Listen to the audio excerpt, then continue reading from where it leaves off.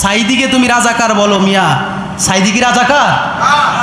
হ্যাঁ, তিনি রাজাকার নয়, বাট তাকে রাজাকার বানানো হয়েছে, ঠিক কিনা বলেন?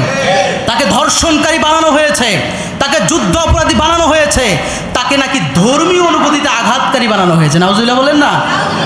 আরে মিয়া, আপনি আওয়ামী লীগ করেন আমার সমস্যা নাই, আপনি বিএনপি করেন আমার সমস্যা নাই, আপনি যে কোনো দল করতে পারেন, আপনার প্রতি আমার ভালোবাসা আছে।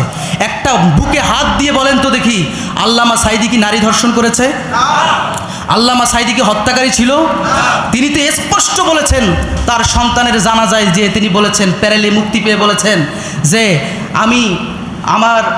আমার আল্লাহর ইজ্জতের কসম, আমার আল্লাহর জাতের কসম করে বলছি 1971 সালের কোনো পানি বা মাটি কাদা আমার গায়ে লাগে নাই, লাগে নাই, লাগে নাই, বলেন আল্লাহু আকবার।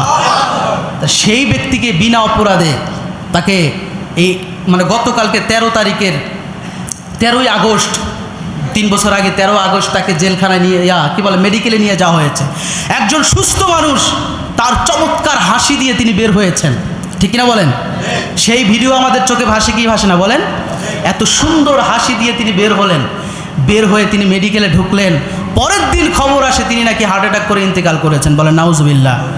কুল্লু নাফসিন যায়িকাতুল মাউত, আমরা জানি প্রত্যেক প্রাণীকে মৃত্যুবরণ করতে হবে, কিন্তু আমাদের আল্লামা সাঈদী কি মেডিকেল কিলিংয়ের শিকার হয়েছেন নাকি স্বাভাবিক মৃত্যুবরণ করেছেন? অবশ্যই অবশ্যই বাংলাদেশ সরকারকে এটা বোর্ড গঠন করে এটার যুক্ত প্রমাণ ভিত্তি করে এরকম খুনিদেরকে বের করে তাদের শাস্তি দিতে হবে। কথা বলেন ঠিক কিনা? আল্লামা সাঈদী আমাদের অহংকার, আমাদের মুক্তির দিশারি। সেই আল্লামা সাঈদীকে যারা বিনা কারণে হত্যা করেছে, মেডিকেল কিলিং করে হত্যা করেছে, আমি বলতে চাই আজ হোক কাল হোক এর শাস্তি আমরা চাই কি চাই না? জোরে বলেন চাই কি চাই